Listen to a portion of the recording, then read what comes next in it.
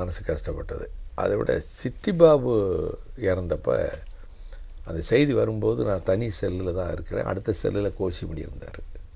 நாங்கள் ஒரு 17 பேர் வச்சுருந்தாங்க. வீரபாண்டியாராங்கிறது மாற்றிட்டாங்க. அன்றைக்கு நான் துடித்தது, வேதனைப்பட்டது இது. அந்த நேரத்தில் அண்ணன் முரசொலி மாறனுக்கு ஒரு கடிதம் எழுதினேன். அவர் ஒரு பதில் கடிதம் எழுதினார். அன்பு சகோதரான்னு போட்டு தான் எழுதினேன். நீ வச்சுருக்கேன் நான் அந்த கடிதமெல்லாம். அது எனக்கு சிறையில் மறக்க முடியாத ஒரு சம்பவம். அது மாதிரி சில சம்பவங்கள் இந்த பொடா சிறைவாசத்தில் இருக்கிறப்ப எனக்கு கிடைச்சது. அதில் என்ன வேடிக்கைன்னா, பொடா சிறைவாசத்தில் இருந்ததை வரை விடுவிக்க கையெழுத்து போட்டேன்னு இன்றைய முதலமைச்சர் சொல்கிறாரு. அப்போ பொடா சிறைவாசத்தில் இருந்ததுனால் விடுவிக்க நான் கையெழுத்து போட்டேன்னு சொல்கிறவர், அதே கருத்தை பேசியதற்காக அவரே திரும்ப என்னை சிறைக்கு அனுப்பினார். இதுதான் பெரிய ஒரு விசித்திரம். எதுக்காக நான் விடுதலை பண்ண கையெழுத்து போட்டேன், அதே கருத்தை நான் இப்போ பேசுனதுக்கு இவரே என்னை சிறைக்கு அனுப்பினார். அந்த சிறையில் 2-3 சம்பவங்கள். அது ஒரு சம்பவம் இந்த எறும்புகள் தந்த படிப்பினைங்கிறது. அது எனக்கு ரொம்ப ஆச்சரியம். பூரா எறும்பு வரிசையாக அணிவகுத்து போயிட்டுருக்கோம் ரூம் பூரா. நமக்கு அலுமினிய தட்டில் அலுமினிய தட்டு தான் 1.25 வருஷம் யூஸ் பண்ணேன். இப்போ எல்லாம் ஜெயில் கைதிகளுக்கு எவர் சில்வர் தட்டு கொடுத்துட்டாங்க. தமிழ்நாட்டிலேயே முதல் எவர் சில்வர் தட்டு அடியனுக்கு தான் கொடுக்கப்பட்டது. ஜனவரி 1 2004 வருஷம். ஜெயில் சூப்பரண்ட் அப்போ ராமச்சந்திரன், இனிமேல் சிறைவாசிகள் எல்லாருக்கும் நாங்கள் இந்த எவர் சில்வர் தட்டு கொடுக்க போகிறோம். தமிழ்நாட்டில் முதல்ல வேலூர் சிறையில் கொடுக்க போகிறோம். அதில் 1ஆம் நம்பர் பிளேட்டு உங்களுக்கு கொடுக்குறோன்னு கொடுத்தாங்க. அது வரைக்கும் நான் அலுமினிய தட்டு. ஆனால் சிறைவாசிகள் வீட்டிலேருந்து கொண்டாந்து எவர் சில்வர் தட்டு யூஸ் பண்ணுவாங்க. நான் பயன்படுத்த மாட்டேன். எந்த சிறைவாசத்தையும் வீட்டிலேருந்து எவர் சில்வர் தட்டு கொண்டு போக மாட்டேன். ஆயிரக்கணக்கான கைதிகள் எந்த தட்டில் என்ன உணவு வாங்குறாங்களோ அதுதான் வாங்கணும்னு நினைப்பேன். அதே உணவு தான் வாங்குவேன். நான் ஸ்பெஷல் கிளாஸ் ஃபுட்டு நான் வாங்க மாட்டேன். அப்படி இருக்கிற இடத்துல இந்த உணவு கொண்டாந்து வச்சுருவாங்க. எறும்புகள் பூரா வச்சுக்கிடும்.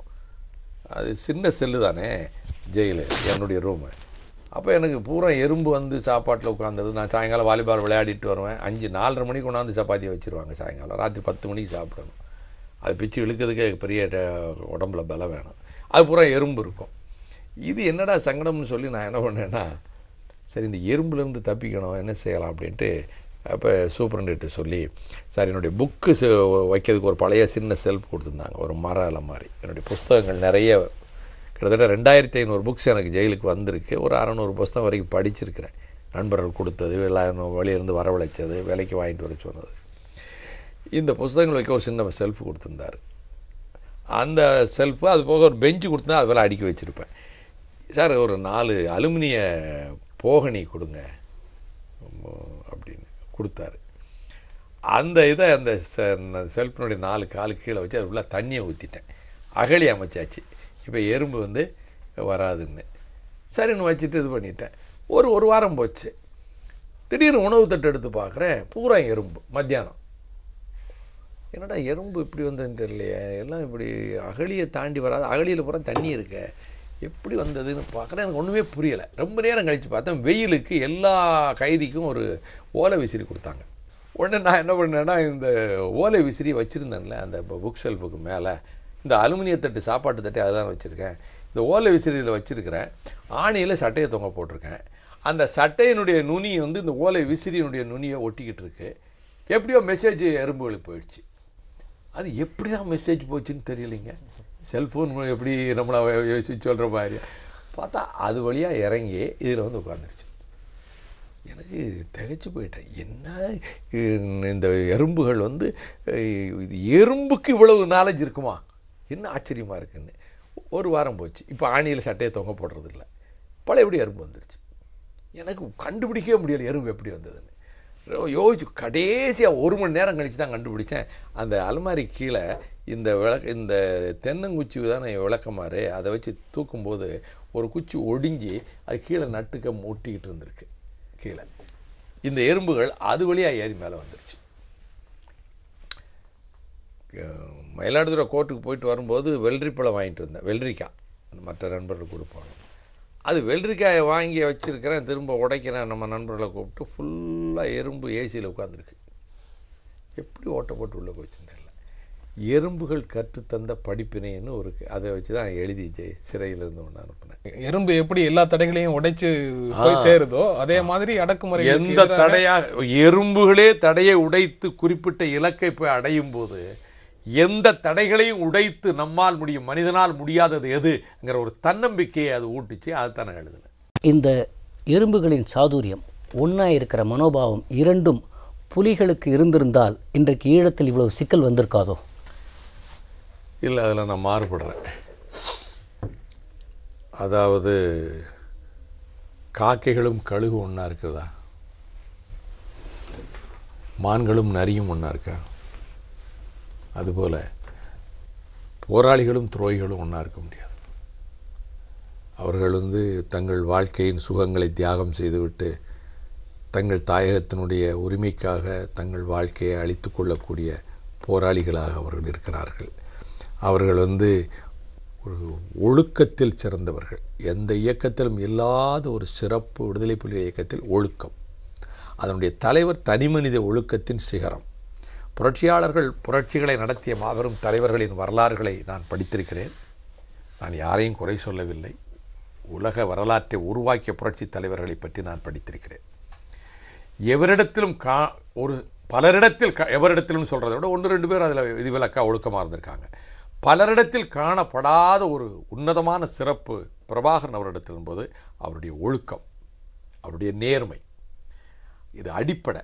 அதனால் அந்த இயக்கத்தில் ஒரு ஒழுக்கம். இதுவரைக்கும் எங்கேயாவது ஒரு சிங்கள பெண்ணை பாலியல் பலாத்காரத்துக்கு புலிகள் ஆளாக்கினார்கள் என்று எத்தனையோ பழிகளை அவர்கள் மீது சுமத்துகின்ற சிங்கள அரசே அந்த பழியை சொல்ல முடியலையே. எங்காவது ஒரு சிங்கள பெண்ணை அவர்கள் பாலியல் பலாத்காரத்துக்கு பயன்படுத்தினார்கள், கொடுமைப்படுத்தினார்கள், அந்த குற்றச்சாட்டே வராது. அவர்கள் அதை விட என்னென்னா, இறந்து போன சிங்கள சிப்பாய்களை செஞ்சிலுவை சங்கம்னு ஒப்படைக்கிறாங்க. யாரும் வாங்கிறதுக்கு உரிமை கொண்டாட இல்லை, கிளைம் பண்ணலைன்னா கௌரவப்படுத்தி அடக்கம் செய்கிறாங்க. ஒரு சின்ன ஒரு சம்பவத்தை மாத்திரம் நான் சொல்கிறேன் நம்முடைய நேயர்களுக்கு. வியட்நாமில் ஒரு 3 வயது குழந்தை ஆடை இல்லாமல் மேலே இருந்து விழுகின்ற குண்டு சத்தத்தில் அதிர்ச்சி அடைந்து 2 கைகளை விரித்து கொண்டு அலறி கொண்டு ஓடுகிறது. பக்கத்தில் தாய் தகப்பன் இல்லை.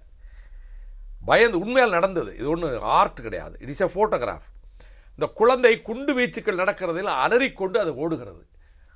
அந்த அலறிக்கொண்டு ஓடுகிற அந்த காட்சி உலகத்தின் மனச்சாட்சியவே ஒலிக்க எடுத்துருச்சு.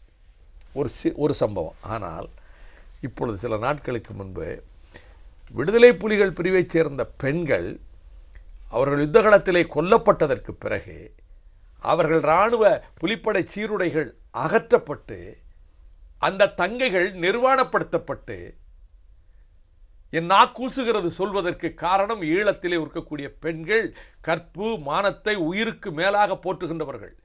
இதனுடைய விளைவுதான் 50 ஆண்டு காலத்திலே தமிழ் பெண்களும் தமிழ் மக்களும் இழிவுபடுத்தப்பட்டு கொடுமைப்படுத்தப்பட்ட விளைவாகத்தான் தந்தை செல்வா காலத்திலிருந்து இனி சிங்களவரோடு வாழ முடியாது என்ற முடிவுக்கு ஆயுத போராட்டத்துக்கே வந்தாங்க.